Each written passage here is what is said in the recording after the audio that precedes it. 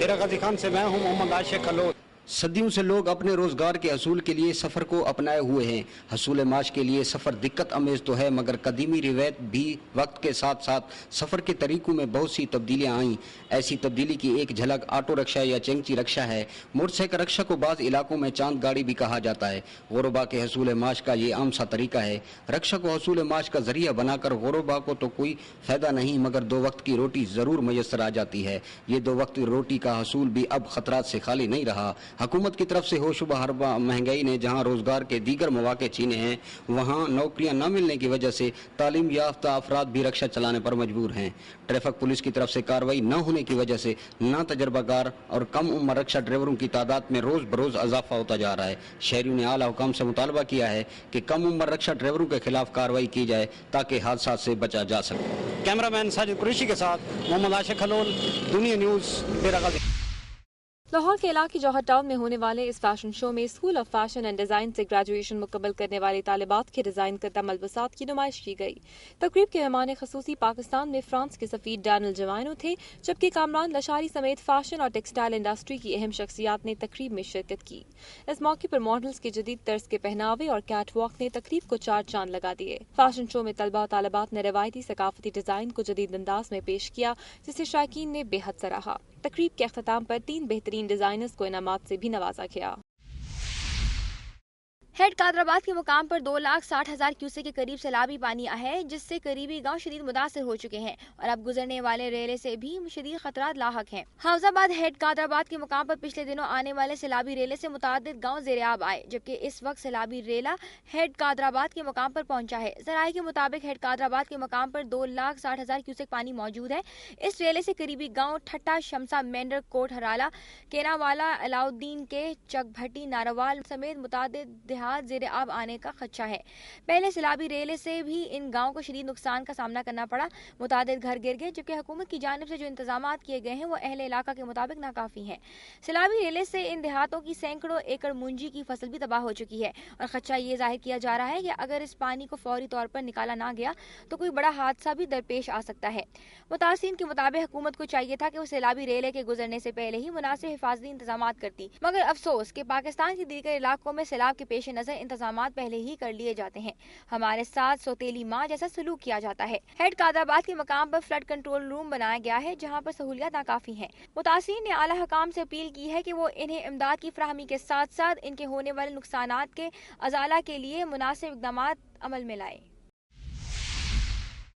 कहा जाता है कि कोई भी कारोबार किसी भी इलाका की पहचान और वहाँ के लोगों का जरिया मुआश होता है, जिससे सैकड़ों खानदान वाबस्ता होते हैं और वो अपना पेट पालने के लिए दिन रात इसी काम पर मेहनत करते दिखाई देते हैं। मिसाल के तौर पर जैसे वजीराबाद में चाकू छुरियां बनाने और सियालकोट में खेलों का सामान बनाने के लिए मशहूर इलाका जात हैं। इसी तरह पिंडी बटिया सूखे की मंडी के इलाका में किसी जमाने में घोड़ों पर बैठकर सवारी करने के लिए लाठियां बनाई जाती थी, जिसमें लेदर और लकड़ियों का इस्तेमाल होता था और सैकड़ों खानदान इसी रोजगार से वाबस्ता थे। फिर आहिस्ता आहिस्ता ये खानदान भी बेरोजगार होते चले गए और इनका ये कारोबार ठप हो गया। इन खानदानों के सैकड़ों पढ़े लिखे नौजवान अब ना तो ये काम कर सकते हैं और ना ही इनको सरकारी महकमों में नौकरियां मिल रही हैं। हालांकि ये इलाका जात अंग्रेज जमाने से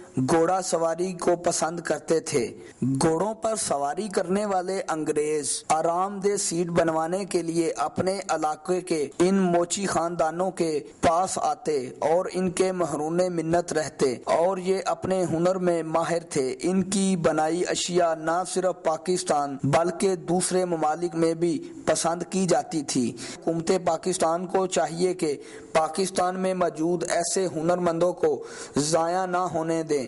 कैमरामैन सहेल इमरान चावला के साथ कैसर नदीम साकी, दुनिया न्यूज़, हाफिजाबाद। ڈی پی او اٹک راجہ حسن اختر نے پریس کانفرنس سے بتایا کہ جرائم پیشہ افراد کے لیے کوئی رعایت نہیں. تھانہ خسرو پولیس نے 4 ڈاکوؤں کو گرفتار کر کے لوٹا ہوا مال اور اسلحہ برآمد کر لیا. یہ ڈاکو خسرو میں شیر افضل نامی شخص کے گھر ڈکیتی کی نیت سے داخل ہوئے. اہل خانہ کے جاگ جانے پر انہوں نے ان ڈاکوؤں کو قابو کر لیا اور پولیس کو اطلاع دی. پولیس نے ناکہ بندی کر کے فرار ہونے والے ڈاکوؤں میں سے 3 کو گرفتار کر لیا، جبکہ ان کے 3 ساتھی فرار ہونے میں کامیاب ہو گئے. گرفتار ہونے والے ڈاکوؤں کی نشاندہی پر لوٹا ہوا سامان برآمد کر لیا گیا.